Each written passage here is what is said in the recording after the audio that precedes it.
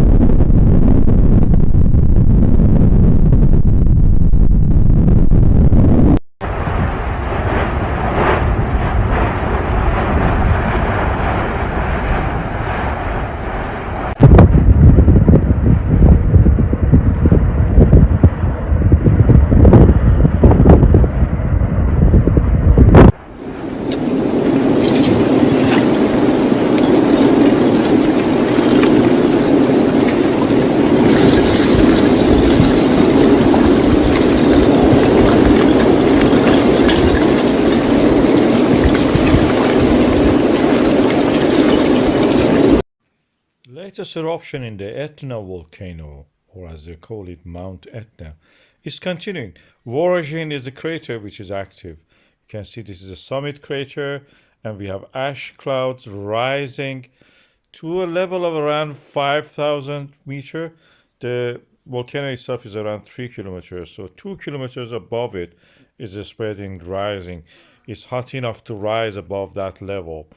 And although in the environment you can see traces of snow is yet visible. Despite the heat, we have the snow also there. Explosive activity in this episode of the eruption is continuing.